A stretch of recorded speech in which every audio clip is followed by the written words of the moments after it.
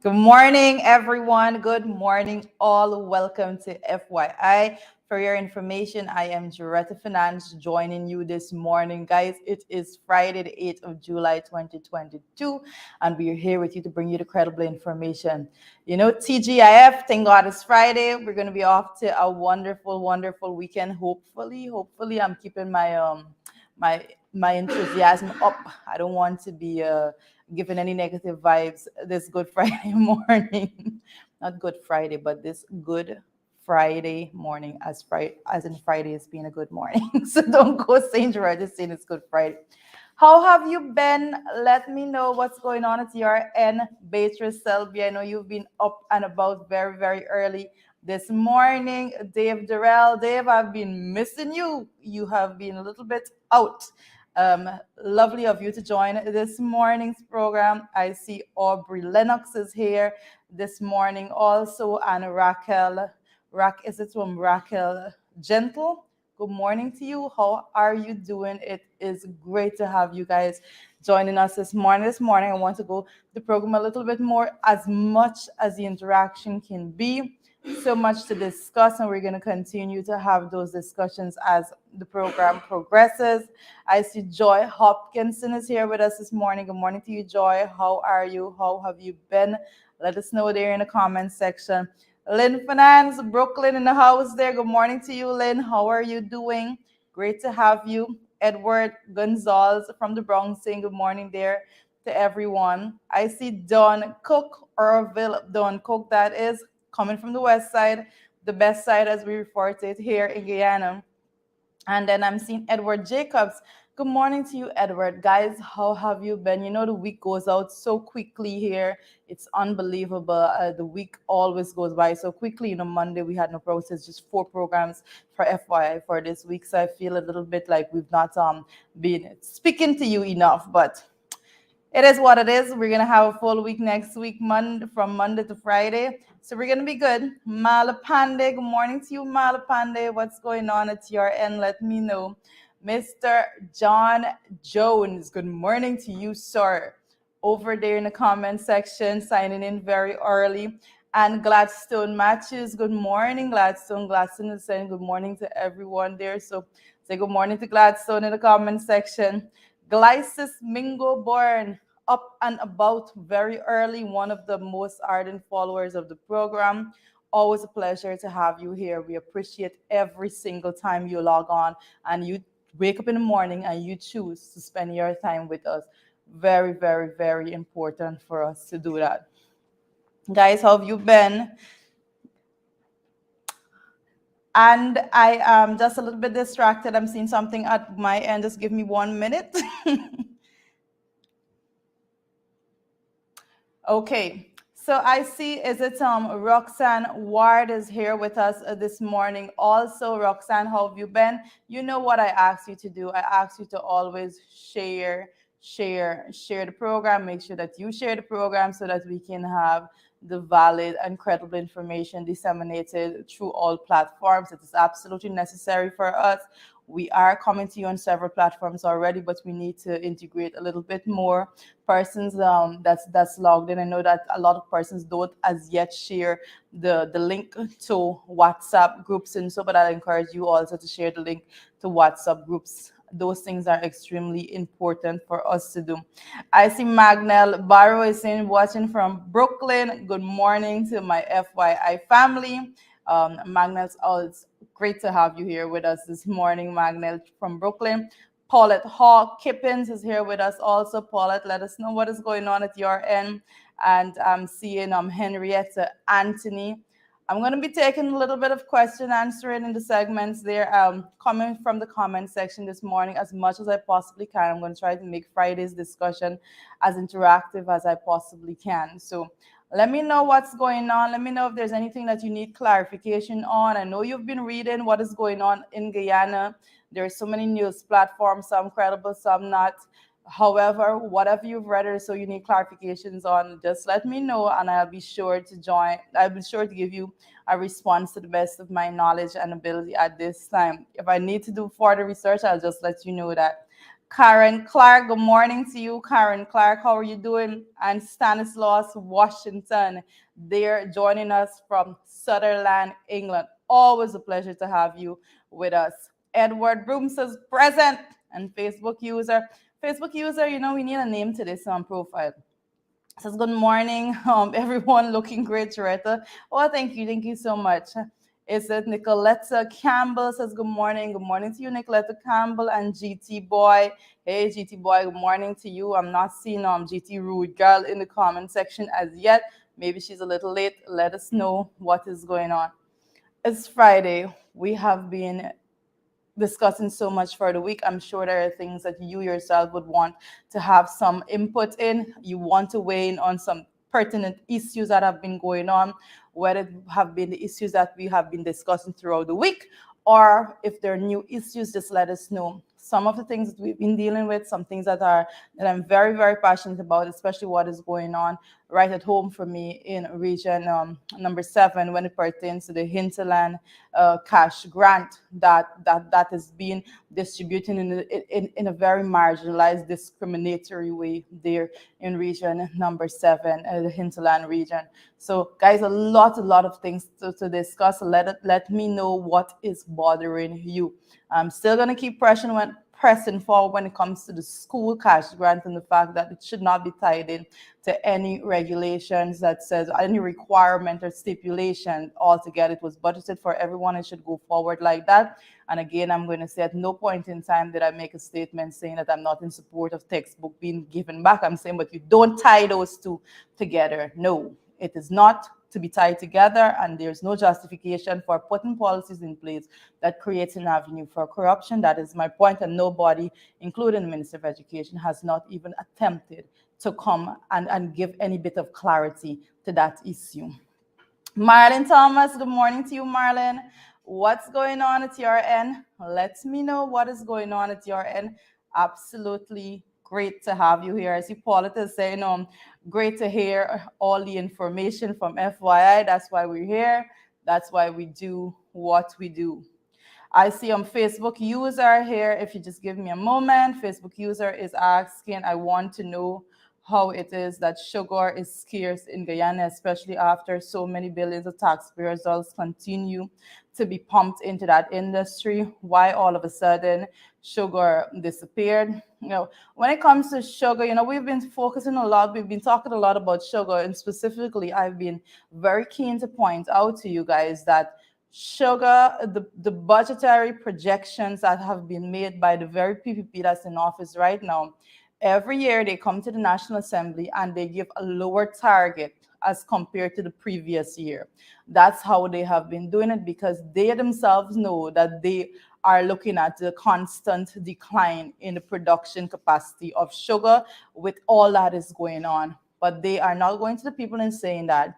And I've been very keen to say that the 2021 budget, as opposed to the 2022 budget that has been presented in the National Assembly, is actually seeing the decline, the production target that they have set themselves. The Minister of Finance, the Minister with responsibility for finance within the Office of the Prime Minister, within the Office of the President, Ashley Singh, he has gone forward and actually given a production level that is less than that he projected in 2020. He's basically telling people that every year we're going to be producing less sugar. All right, that's what he's saying without saying that. That's what the numbers say. Sometimes we have to be very keen and very much observant to the numbers, and that they are all together. So let us be very, very clear. That is what they know is going to happen. They know that the production level of sugar is going to be lower. When it comes to rice production, I think it is appalling, the figures that are coming out, especially out of the reports, the first quarter report and so forth, coming out of the Bank of Guyana. Those things should never be. It is absolutely ridiculous, and they need to be called out. And again, I have to say, we can speak about these matters because under the coalition administration, rice production, did the best ever in the history of our country. So that's why I have the confidence, and I think that I can say very proudly, because of the statistical reports given during the time of the coalition being in office, would give merit and act as proof to what I'm saying, that the coalition had managed rice and the rice sector and the sugar industry way better than the PPP is managing it. The sugar production that was under the coalition's administration was way better than it is currently under the PP administration. Again, we have to go back to the statistics and for you to understand what exactly we're dealing with. It's all nice and good for persons to go forward. As you see, day after day, the PP administration will go forward. They would go into the communities and say that they know what is best and the coalition didn't do it right and so forth. But what they're not going to tell you is that their production levels right now, as it pertains to rice and sugar, those levels are way beneath the production levels that were experienced under the APNU AFC coalition. What they're not going to be telling you when they go into those regions and so forth is that the inflation rate that persons are looking at right now, particularly when it comes to the inflation rate in the price of basic food items, those inflation rates were not experienced during the APNU AFC's time in office. Those are the things that they don't tell you, but that's why we're having these programs. That's why we're very keen with the information and bringing it forward. So, and I'm seeing Raj, is it Raj Narayan? Raj Narayan is actually trying to challenge what I just said, actually questioning it, as to the rice production. Raj, I think after the program, I'm going to specifically go back to the comment section, and I'm going to tag you in the reports. I'm going to tag you in the Bank of Guyana reports during the time that the coalition was in office. I'm going to tag you in those specific reports that had no choice but to give the facts, to say that those production levels were the best ever in the history of the country. Now the reports that we're seeing, I'll tag you in the current report as well, that says that the current production has declined. And there's so much we can have these discussions, and I always say I encourage persons to engage in a conversation like Raj Narayan there has just engaged there. And I appreciate the feedback, but again, I'll say that for your information and for your knowledge and for the other person's knowledge that is also there commenting in the comment section, I will tag those reports, because it is not okay for you to just believe that you can justify something when the statistical proof is there to basically go against what you're saying. Best ever production of rice was under the APNU AFC coalition government. When it comes to sugar production, the numbers were extremely higher than it is right now under the PP administration. I know that it's a hard pill for folks to swallow, especially if you are supporters of the PP administration. I understand that. I understand that you want to believe that the administration that you support actually goes out there and they feed factual information to you. But when you have to go into the reports that's coming out from the Bank of Guyana and so forth, you would understand that they have been feeding you a dream that them themselves know cannot be accomplished. So I understand the position you're in. It's a hard pill for you to swallow, but the data is what it is, statistical proof out there. But I appreciate the question there. I'm seeing Paul Simon there. I said Simone Hopper, I'm seeing there also. Is it Kathy? Hey, Kathy, what is going on? And Rhonda Gordon, good morning to you, Rhonda. How are you folks doing this morning? I'm going through the comments as best as I possibly can so that I'm not going to miss a lot of the questions. If I miss a question, don't feel no worries, because I haven't seen it. If I miss your question, it's just because I have not seen it. I see Mr. John Jones saying talks facts direct. Yes. And we have to, at every point in time, as much as we possibly can, guys, we have to answer the question. The easy questions, the hard question, whatever the questions are. And I always appreciate it when persons come on, especially persons that support the PPP administration, come on and they ask the questions. I'm seeing my best friend there, Candace, in the comment section. Good morning to you. Hope that you are well up and about there in New York. I am seeing Gwyneth Anderson. Gwyneth Anderson, what is going on with you, Mr. Chisel Chipper 68? How are you doing over there? And Alana, is it Alana McAllister? Blessed morning to you guys. Bring the questions. I'm not afraid of any questions. I always tell folks, I'm not afraid of any question. Question me on any one of these matters. Once the information is at my fingertips, you're going to get the answers. I'm seeing folks have to start. No, Simon and Hooper, we're not going to do anything when it concerns smuggling of anything whatsoever. Guys, it's it's a tough position right now for the PPP administration. It's a tough position. It's basically they are at a place that it is impossible for them to go out and give information against the facts that are being presented. And I'm looking keenly. I know that there are some very interesting reports that I'm waiting on coming out from bodies like the Bureau of Statistics and so forth.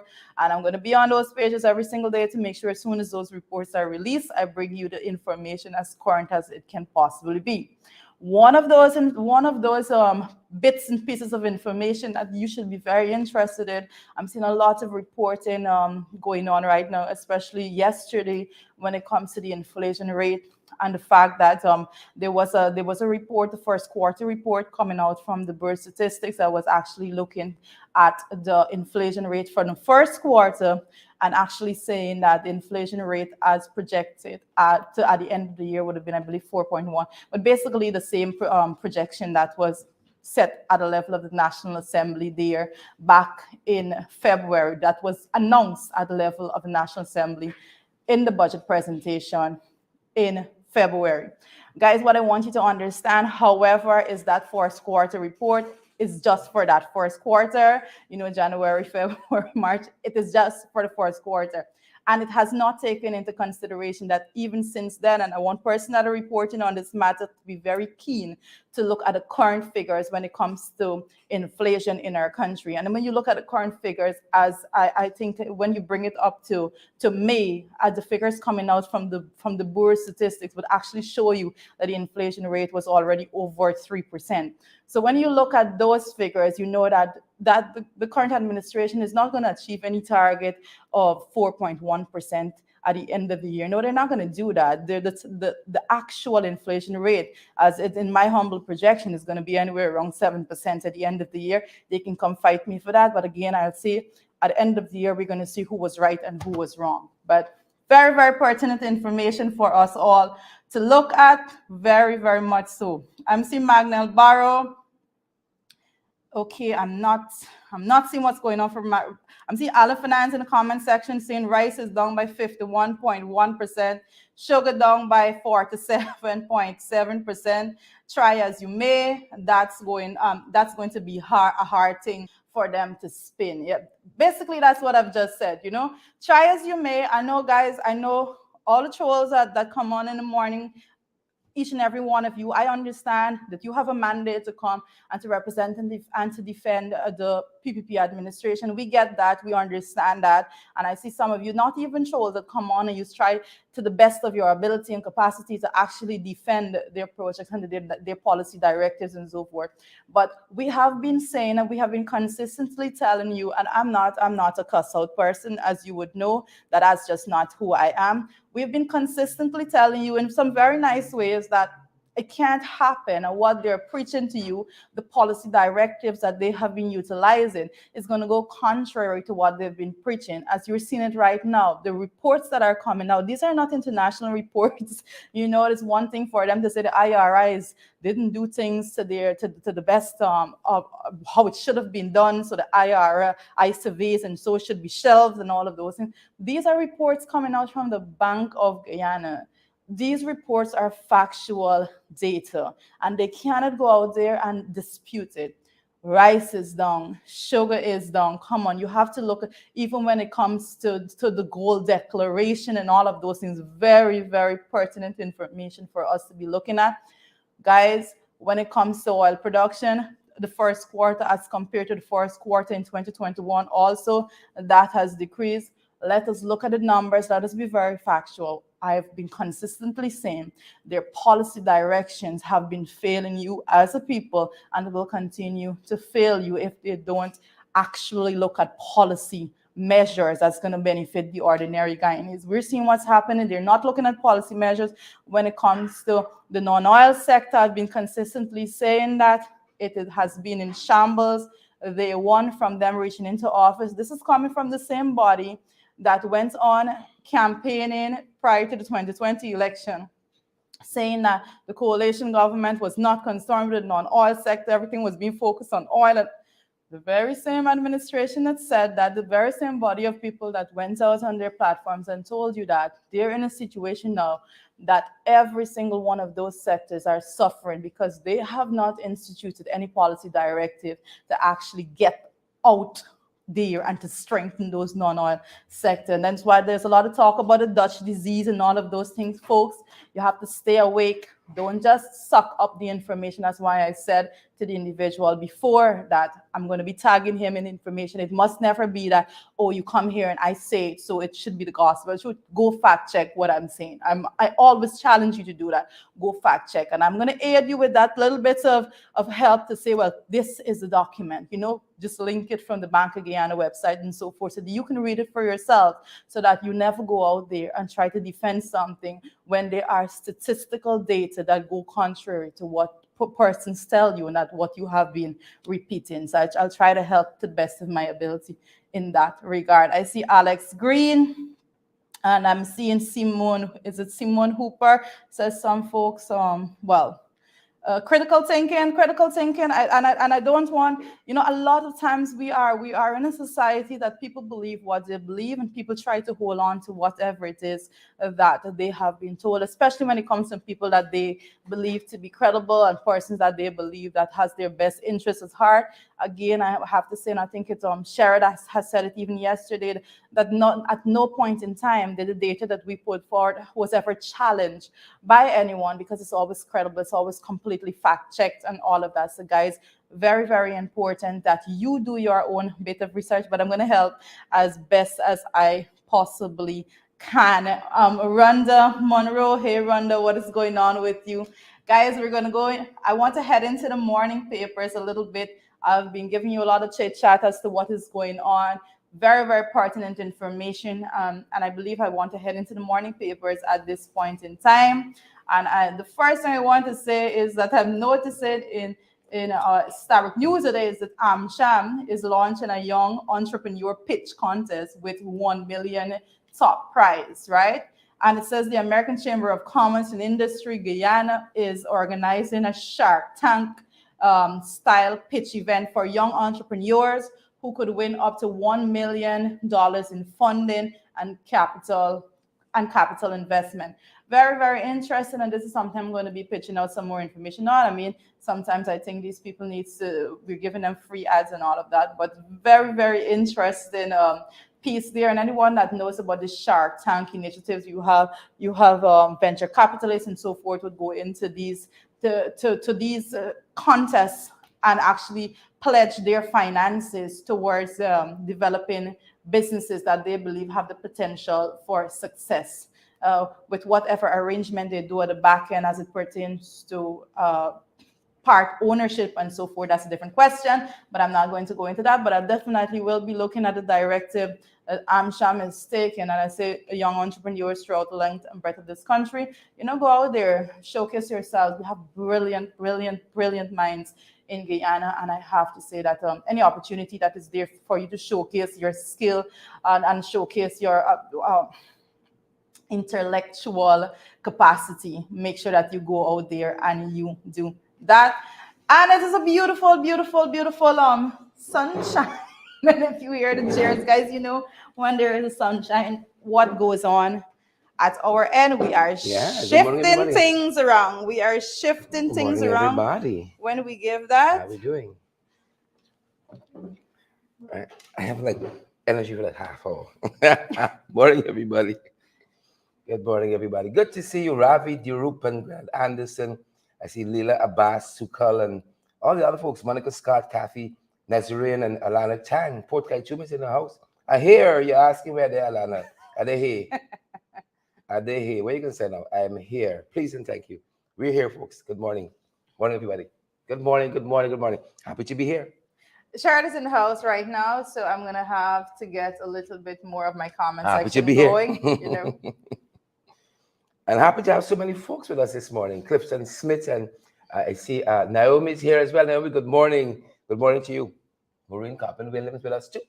Good morning, guys. Good morning. Good morning. Happy to have each and every one of you here. Really happy to have you guys here with us. I see. One of the comments that I'm looking at is from Earl, and we're just going through. I'm trying my best to take a lot of questions in. You know how we are trying Go to ahead. Go accommodate ahead. as many persons as possible. But I'm seeing Earl is saying that the coalition saw good growth without the oil, and so basically cautioning persons not to come to just try to defend Yeah. persons Yeah. if you can't have the data. And to Yeah. add to that, not only did without oil simply meant for the coalition that you had less resources all in terms of capital capacity for you to spend. Yeah. And I made a point up to yesterday that currently between 2020, 2021, and 2022, those budgets that was passed in the National Assembly for the PPP, those three are the equivalent of what the coalition administration had actually utilized throughout the 5-year period. Yeah, yeah. And you know, the Right? problem to me is not so much of the spending. If they were spending it on meaningful things that were coming back to benefit the Guyanese people as against, what we always talk about here is the fat cats at the top. That's the cabal. If that's it was always a it's just problem, focus yeah. on them, and that's the trouble that we really have. If the people of this country were getting a fair share and a fair shake of that money, their piece of the pie, then all was well and good. But it seems as though it's just a few persons are benefiting like this. That's the trouble. That's the real trouble. Very much so. Very much of a big trouble. And Gwyneth Anderson and everyone is hoping that Sheridan is better. Are you better? I'm coming to come. I'm coming to come. I'm coming to come. When you get old, everything in the past kind of touch you. So I don't know. You take longer to get well. I think when the older we get, we take longer to get well. Babies are just and they're back up and running. I miss being not as old. You miss being not as old. Yeah. Carol Roberts, good to see you in Orin. Don Cook. I see again lots of Orin is joining us from Region 3. How is it over there this morning? Yes. How is the weather where you guys are? Please let us know. It was very early this morning. Please let us know. And as we're talking about over the river, why not have you guys see what the bridge report looks like? It doesn't look like we're gonna have a bridge closure tomorrow unless they haven't announced that yet. And the weather is fine too. Tomorrow's a holiday, believe it or not. Believe it or not, tomorrow is a holiday. And if it's a holiday, it means that we're going to be off. So just alerting you guys one time with that. We're going to be off tomorrow with the from all our programs. Well, the podcast only on the weekends. We're going to be off tomorrow with the podcast. That being said, Drita, you're in the morning papers. I'm going to let you. Yes. Well, I was just mentioning the fact that AmSham is launching this what they're referring to as a similar style to Shark Tank, right? So I'm encouraging persons to be a part of that. That's one of the first things. I want to be looking at it, reading the fine prints how I usually do. Yeah. Money got to make. We got to make it. Money needs to be made. Go after it, folks. Go after it. I see also in the morning paper that police constable committed to stand trial over killing of Orin Boston. Finally. This is. Well, of course, at this point, we don't get excited. When the charge, no excitement, confession, all that. When you see conviction, then you could start, popping out the bottles and so on. But we understand how this country go. Files go missing, charges are dropped, and all kinds of things. So when we see a conviction, we can say, justice has been done. Yeah, and I have to note at this point in time that I know that there are some very much of professionals that have been calling for a coroner's inquest when it comes to the murder of Orin Boston, and also added to that is now the young man that was murdered here also. Yeah. So I do have to note that because there have been very strong arguments being put forward as to why a coroner's inquest should be the route. And I do note that I think that I did hear, I believe it was none other than Timothy Jonas saying that that if it doesn't go down that route, I think they're going to approach the court to seek that to seek intervention for it to actually have that outcome. Yeah. So I'm optimistic that things are just moving. Yeah. I think they're just moving. Very optimistic where that's concerned. And I'm certain some of you guys are as well. Of course, we're celebrating it, because there's a presumption of innocence until proven guilty. That's when the conviction comes. Yes. And back to, as when it comes to crime in our country, oh my goodness. When it comes to motorbike and bicycle bandits, I think we have exhausted our limit with this nonsense. Correct. It is the most ridiculous I've ever seen in the history of any. Yeah, we have the charge now. Right, we're spiraling and off the charge. It is ridiculous. Of the church. to be going home and persons on a bicycle or a motorbike just riding up to you. Well, It's like going a home, normal. at home, It out. has become so ridiculous that this is like unexpected. But you see somebody coming on a bike, you pulling in the corner. So, or you see 2, 3 boys on a bicycle, you pulling in the corner. It's crazy. That Correct. should not be. And I consistently say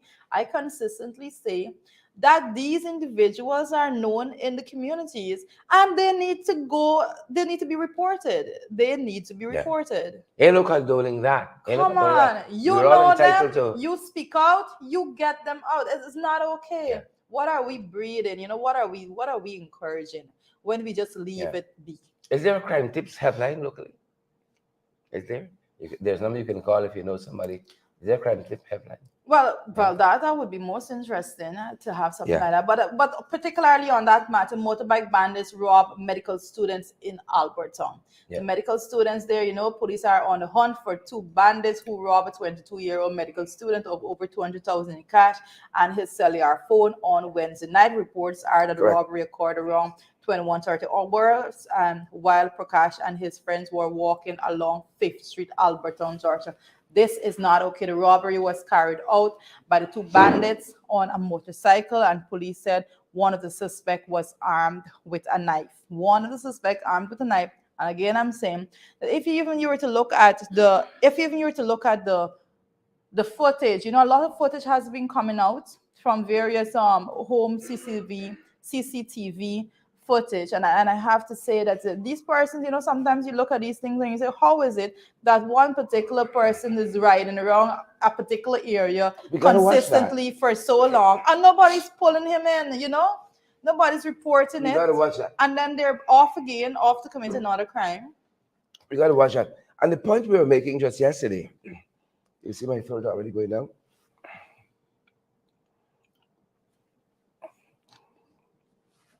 The trouble we had is that we have lots.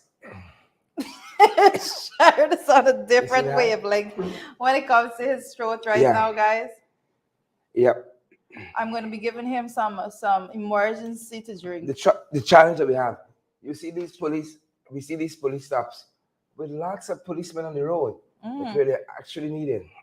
But where they're actually needed, they're never there. And when persons call them, they seldom come. That's the challenge we Right? have. Well, they not seldom come, but they take forever to get there. Well, if they do arrive. That's the challenge we have. It's crazy. You pack We up can't at do that. the roadblock. Where they're actually needed. That's the challenge. Absolutely crazy. Absolutely Yeah. crazy. But we cannot continue like that. Yep. Something's got to be done. Right? Just bear with us for With 2 the crime seconds. prevention plan, they promise. Again. With the crime prevention plan. Yep. I'm back front and center. Mr. Duncan is trying with, he tried to be here with us for a couple seconds there, but he's going to try to come back a little later. Give him a few minutes to sort himself out with his old throat, more so.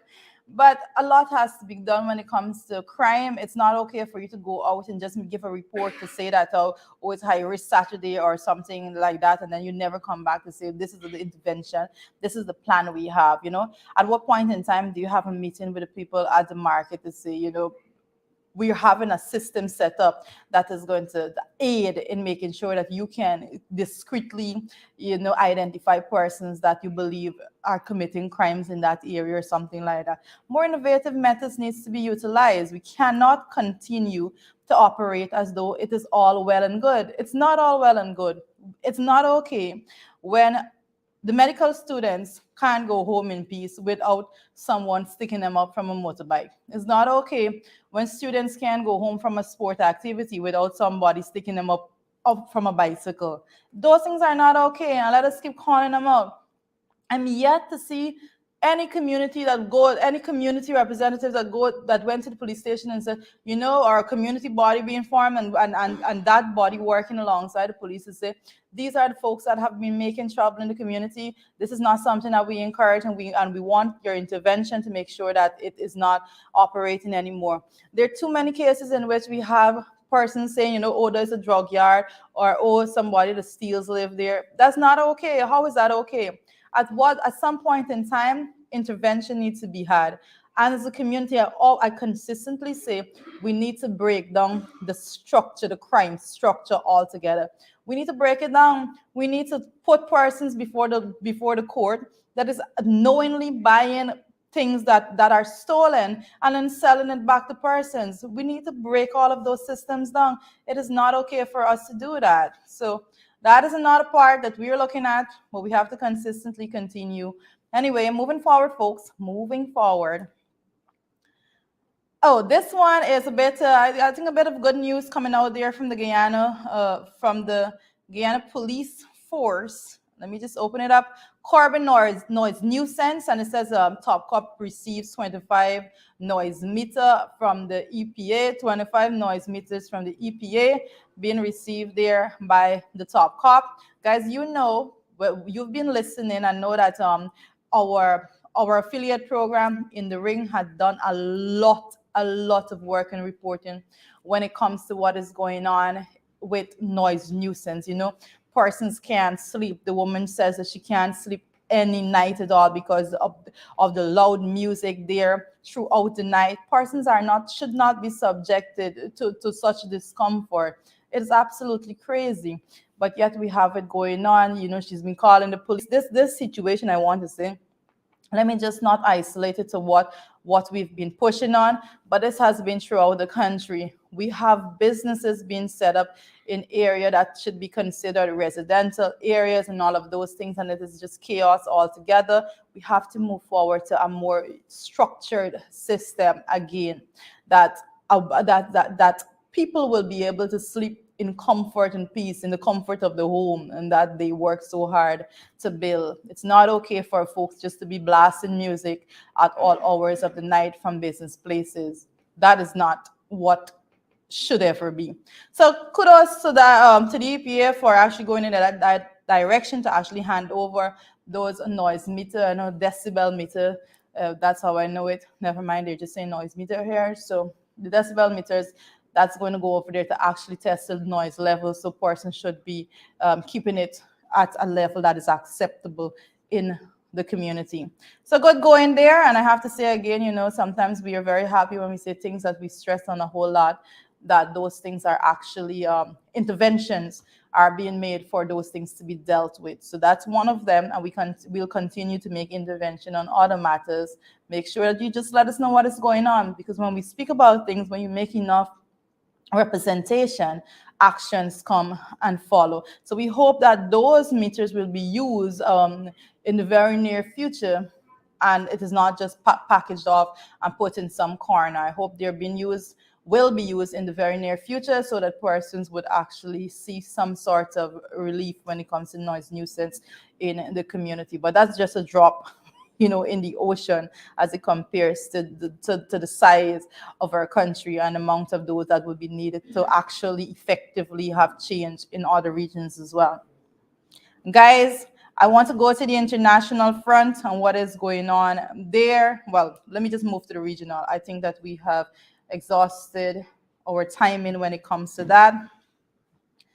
Good. MP Harris remains mum on date for general elections there. MP Harris remains mum on date for general elections there, and we're seeing now that residents of St. Kitts and Nevis wait with bated breath for the Prime Minister, Dr. Timothy Harris, to announce the general elections date. We have been looking at it. I see, I think my colleague, my co-host, Mr. Duncan, is going to be back on with us right now. He is trying desperately to be a part and to get you guys and to engage with you guys. So this is something that he's been following specifically as well. Sharon is getting a because whole of lot us. Sharon, you're having a whole lot of remedies being recommended That's what to I'm you. telling you. I'm trying in the so comment. many things. I think they will faster kill me than they will remedy the situation. There's so many things I've been trying. People have been recommending so many of this stuff. And I'm really thankful that people are trying to be so helpful. Right? I see Candy said, Jarrett, you didn't answer my question. Candy, so sorry. I missed your question. If you can just Look, post Candy it gonna fight back. me now. If you can just post it back, I'll be happy to get to that. I missed that question. So sorry for But that. Candy gonna fight me. I think so. Uh-uh. I It's think just, Candy's going to fight it's me for just, this. folks, you're really trying at this end. Apologies again. Right? Apologies again. And on that story there out in Kitts and Nevis, Dr. Harris had several of his ministers resigned and were actually about to move a no confidence motion against him when he had dissolved parliament. They're telling us that these elections are constitutionally due by the 8th of August. And so they're working towards that, but he has not made a formal announcement on precisely what date before that time the elections are going to be held. So he was facing similar to what just happened to Boris Johnson in the UK, but of course he took another route before that no confidence motion came. Asked the Governor General there to dissolve Parliament to engage national elections. But again, the folks are still waiting to see what comes out of that in terms of the date for that election. That's what's happening on that front. Yeah. Well, very interesting. Yeah. And Very interesting. And we know indeed. when it comes to elections Very and interesting these parts of the world, it's next level. Every single Very much last so. one. I don't Very know. much so. I Very don't much think so. we disappoint at any point in time to bring some sort of Very next level. uniqueness to the electoral system here, Very next especially level. in the Caribbean. My Yeah. goodness. Yeah. Vice News, Sherrod, what is going on? Vice News. Don't even go to Vice News yet. Did we talk about what's happening in the Ghana Police Force and the Oh. promotion and so on? Knock So yourself for out. instance, we're following this guys, Mr. Clinton Conway, who retired from the Ghana Police Force as Assistant Commissioner of Police. He's quite concerned about the lightning speed with which this list was approved because he said that due diligence seemed to not have been followed or is lacking totally here. You had a list that was put to the commission on Friday of 100 plus persons, and they would have already approved that list by Saturday. The kind of due diligence that is needed to ensure the persons who are on that list are truly deserving of promotion would have taken a longer time than that. And that is what the former Assistant Commissioner of Police is very concerned about. He said the list is bloated and it is defective, and is quite concerned about this lightning speed of which the list was approved. Yep. Well, interesting that Mr. Conway is going in that route to say those, because I know that when it was published and when that article came out, the news reports all together, you also said the same thing. You said that it's interesting to you that was done with such speed. The justice sworn in immediately. Right? It's not people who would have been accustomed to that kind of system. You would take some time to find your feet, and then at least a week or two. But the next day, the list has already been approved. But it begs the question whether or not they even met. That is to the other go thing. through, and what was the criteria system? What was the system altogether that they utilized to get to that? And I think that's what's been questioned, because we have to present a system of fairness. We have to present at these levels, these specific levels. That's why I spoke how I spoke yesterday about even the media release that came out from Mr. Brutus, because when you are at these levels, you have to present to the community a system that is transparent and one that person say, yes, we have confidence in this because it is transparent. We can see through every single step how it was done, and because of that, now we have confidence. It's important for persons to do that, so I just advise people to go in that direction. And like we have been discussing here, it's quite surprising to have seen himself now as an assistant commissioner of police, Calvin Brutus, come out with a very that statement. I think news source characterized it as an assault on the court, something to that nature, and to the wider public too, because you were calling people minuscule and dubious and all kinds of things. It's quite surprising language from a man who is sworn to serve and protect members of the public. Without fear or favor. Yep. Affection or ill will. And while that is happening on that front, you've been covering the economic front, and we saw former Finance Minister Winston Jordan come out in an article in Culture News, I think just today, and he says you have to keep an eye on Exxon's accelerated development.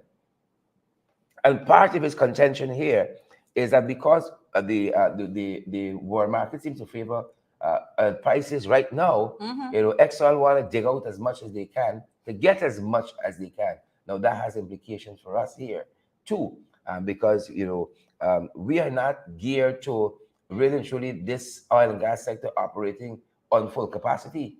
We could have barely scraped together two people to do the audit the other day of the 9 billion, and we got lots and lots of gray area.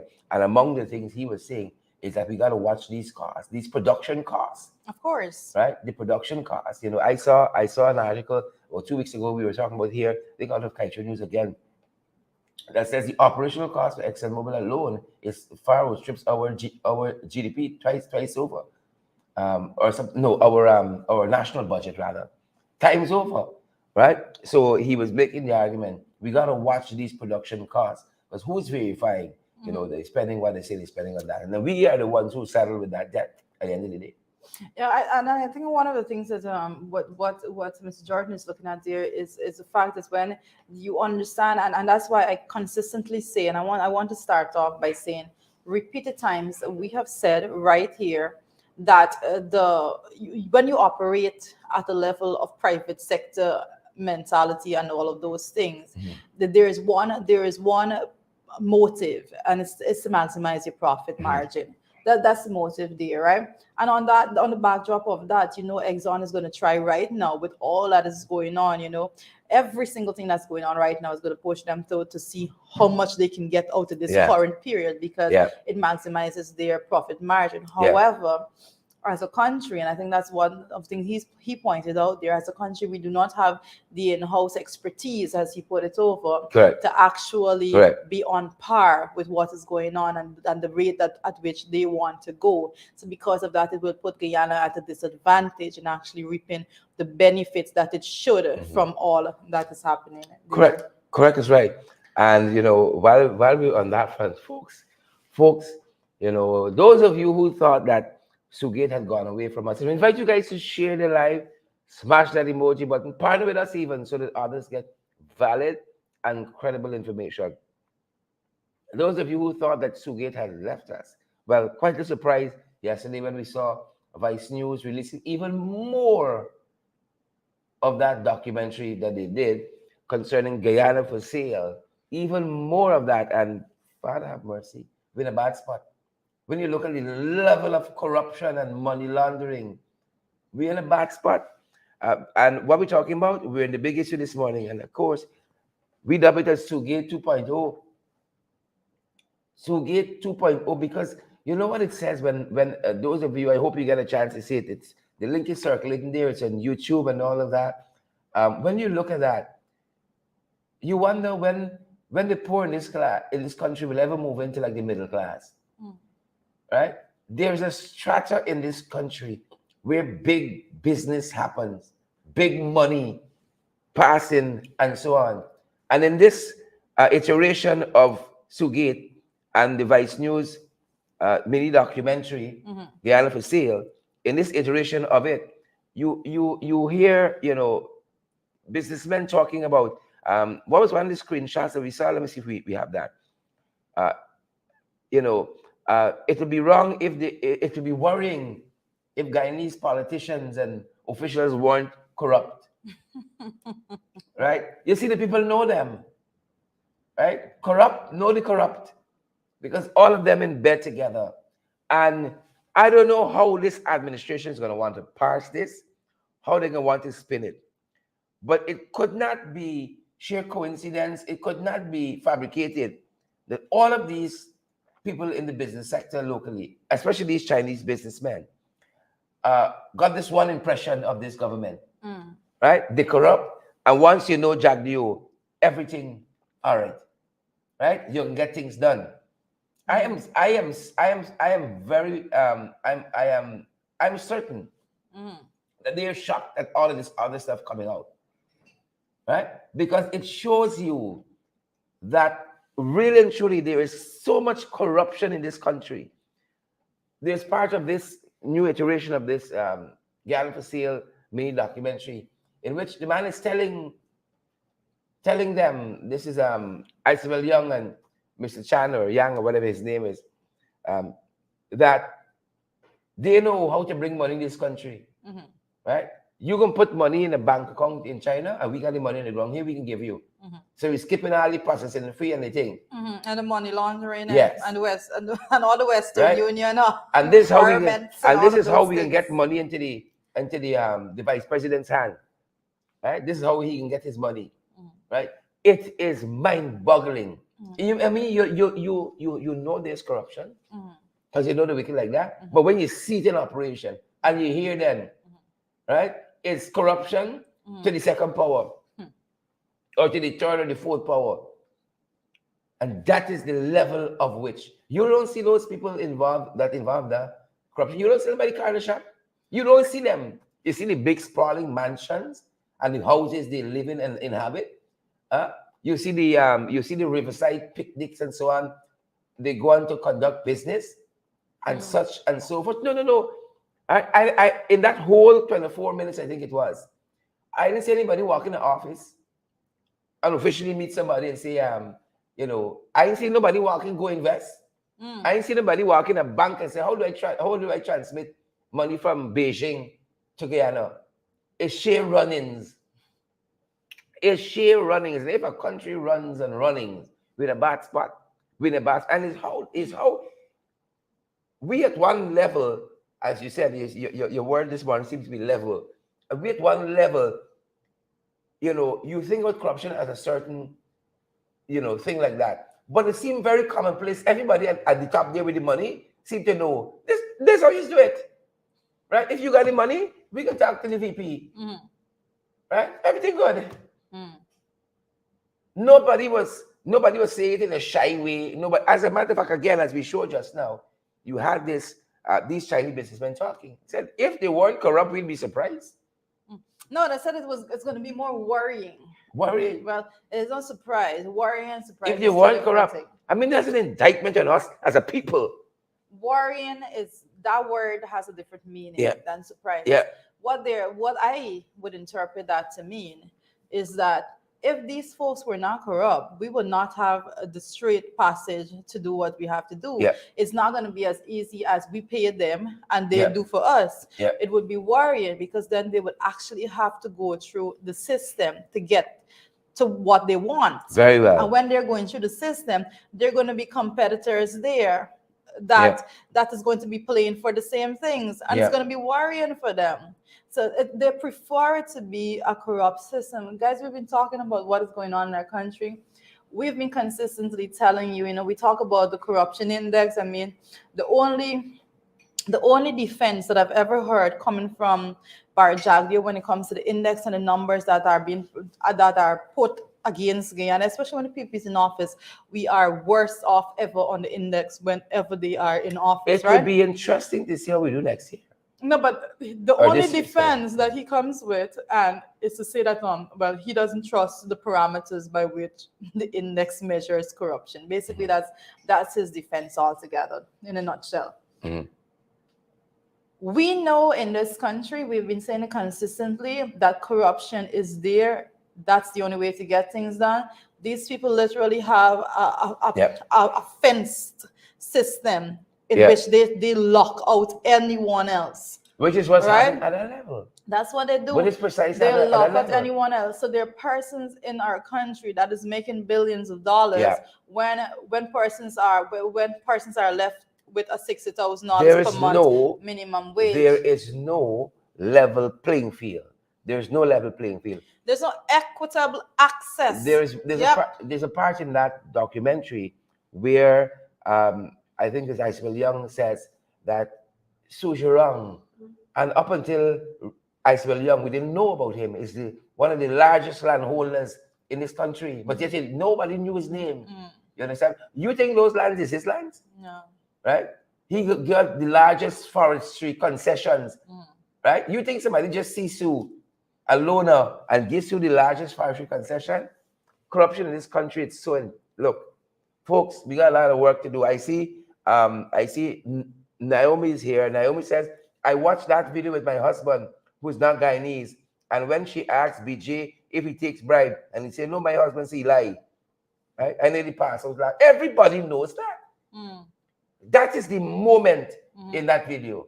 And their quality is even better than the quality that he produced. Right? When that camera came up close, he suddenly my whole face trembling. You don't know where to go now because he wasn't expecting that. He telling her, you could call anybody name. No, you could come here and make all the accusations. When she called the name. When she called the name, oh God, that's the thing that's flooring. Corruption, rich in this country, rich. Corruption, it's unfathomable the scale, and that documentary you only pull back the curtains a little bit, and you see some of the players in it, right? And people wonder how all these stores and distance are going up all over the place. Right? If you could move money like that and cheating the system, right? How the common man, Richard, going to play? There is no play for the common man. There is no Right? play, not for the common man. And this I want to bring back. I want to bring back what I consistently say on these rooms also, that when the administration go out there and they speak about private sector, don't for one second think that they're concerned with small and medium scale businesses. That's not their concern. It's never been their concern. So I know a lot of persons there, even ardent supporters of the PPP that operate small and medium scale businesses, they have been feeling the blunt of it also. But yet they're holding on to some hope that, oh, the pot cooking there is not for you, but that's not the pot cooking after. A little pot. You can get from the pot, right? A little pot. But they're not concerned with you. Yeah. They're not concerned with the small and medium scale businesses. That's not of their interest. You know, it's a group of persons that I don't understand what they're trying to do, where they want to put this money, what they want to use this money for. How much it's a level of greed that is unfathomable. I can't understand it. Correct. You know, I said earlier on that it would have to be such a conspiracy to tarnish the vice president that all of those persons who were interviewed by Isabel Young were lying. Yeah. What is also would be mind-boggling, excuse me, mind-boggling is that Isabel Young comes to this country.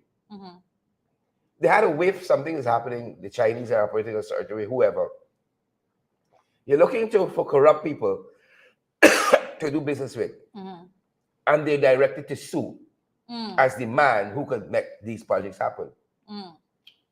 And then strangers to this country, Sue says, if you want anything done, this is the man who needs to approve it. Yeah. What are the odds of that? But folks, let us be honest with ourselves.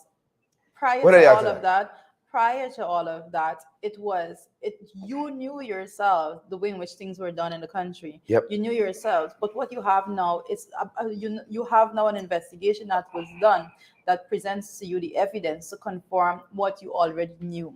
You had all the ideas of how it was done. You know that when you go to various sister organizations and so forth, you're not given any leverage when it comes to getting business done and all of that, because persons it's a quid pro quo system, something for something system. It's not okay, and we cannot continue to operate as though this is okay. It's completely not okay for us to be as Guyanese people, because we have an issue with this, you know.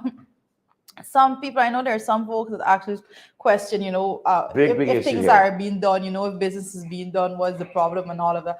We have an issue because as Guyanese, you know, less than 1 million people in the country, as Guyanese, it is not okay for you Guyanese not to have leverage when it comes to doing business in your own country. A country that was built off of the backs of your ancestors. It is not okay for you to not have the leverage and the equitable access to the resources to get things done, as opposed to other people coming into the country. That is not okay, and that's what I've been consistently speaking about. Poor people in our country, we have to consistently continue to fight for those people, because going out there every now and again and throwing a little cash grant to them, that's not improving their standard of living. That is a further disrespect to those people. If you are not structuring the systems in place to make sure that they have equitable access and leverage to the wealth of our nation, then you are doing absolutely nothing for them. And that is my issue altogether. So, folks, we have a long, long way to go. We have to consistently keep hammering at these things. It is not okay for Guyanese to be suffering in a country that we are hearing about all the oil riches and all of that, Yeah, and people are punished. No, it's not okay. a very long way to go. And one of the questions that I saw, apologies there, one of the questions that I saw on this very issue that has to be asked, one of the questions that we saw is if Boris Johnson infractions are even minor to this Boris Johnson and would have has to been faced in go a court. and has to go, what happened to Jack Deal? Boris Johnson would have been facing the court in any other country. If Boris Johnson can resign for If lesser that is, indiscretion. yep. Had it been Boris Johnson with these level of allegations, Lesser any other country, he indiscretion. would have been facing the court. Right? What happened? But it tells you the kind of country we live in. Yeah. That is what it tells us. The kind of country we live in. And it comes back to what that quote-unquote businessman said in the Vice News piece. It will be what? I'm saying surprising. It will be, what was the right word? Worrying. It will be worrying if they weren't corrupt. Yeah. Right? Imagine the presumption is that they're corrupt. Right? No. It's not innocent till proven guilty. It's guilty till they prove them to be otherwise. Yeah. And it goes to show, will be worrying. And it goes to show the issue that a lot of folks had on, and I wouldn't be myself if I didn't say it. It goes to show the issue that people had when it comes to the APNU AFC government, right? Could you imagine that businessmen learned the system? They have been operating under this system for 23 years. And then the worry comes when a new administration is in place that doesn't have that structure set up for them to have this direct access to what they want, right? Could you imagine what that does? The cabal. Right? Could you imagine what that does, And then all that was had, all the meetings that was had in those little groupings to say, cease work, cease any new investments and all of that until we get back in office, so that you can have this non-worrying ease of access to the resources. And then folks want to know why we are where we are right now. That's the challenge we have. Folks, that's our time. That's the challenge we have. The U.S. has some comments. Well, I'm seeing the U.S. Embassy in Guyana there. We have that coming through from news sources. The U.S. has long been an advocate for anti-corruption and the rule of law in Guyana, as well as free press, press, adding that consistent with Guyana's laws, accountability is the soundest approach to maintain confidence in government and a level playing field for all investors. First, I think you need to just soak in what was said, and this was prior. Soak in what was said here. This release from the U.S. After Sugit. This was just after it was exactly. Released. This was. I think it was the day after the release. The first Vice News release that this came up. So the U.S. has long been an advocate for anti-corruption and rule of law in Guyana, as well as a free press. Adding that consistent with Guyana's laws, accountability is the soundest approach to maintain confidence in government and a level playing field for all investors. Again, going back to what we've been just speaking about, a level playing field for all investors. It's an uphill battle that we're with right about now. Very much so. Uphill battle, dangerous battle, all those words can be put together to describe the challenge before us that we're consistently fighting every single day. There is no easy way to break a system like that. There's no easy way to break it. Though the people that are involved in those things, both corrupt politicians and also the corrupt businessmen that goes through with those processes as well. All those individuals would do everything in their power to try to maintain that system. However, thankfully, we are still operating, still stringing on to some key aspects of democracy in our country.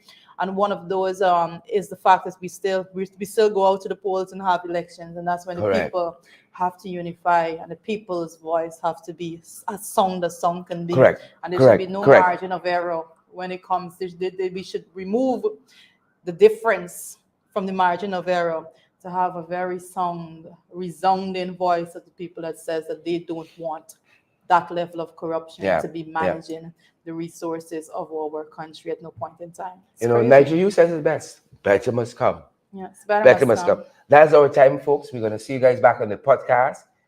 In the ring. No program tomorrow. It's a holiday tomorrow. No programs Yes, tomorrow. give Sherrod his Tell you rest, that. No programs tomorrow. to say the least. We're gonna see you guys back next week. Next week, Monday. Yes. Yeah, no programs See you tomorrow. guys on Monday. Yep. Podcast coming up. In the ring this evening. And Are you then gonna make we it? rest tomorrow. We'll see. And So- then we're gonna do and then we're gonna have the podcast on Sunday. Okay. Back on Monday with FYI. Thanks for joining us, folks. Give us your share, smash that emoji button, and also partner with us. We need your need your help. We need your support. Thanks to those of you who already have. Yes. Thank you so much for everything that you've done, and continue to do what you're doing. You know, we appreciate each and every last one of you. We do. You are family to us at this In point sickness in time. and in health. In sickness and in We appreciate you guys. You know, this is a different level. Appreciate So thank you so much for joining us, and we look forward to seeing you later on in the day, hearing from you, seeing you on all of those things. Have a good day, guys. Bye. Stay safe.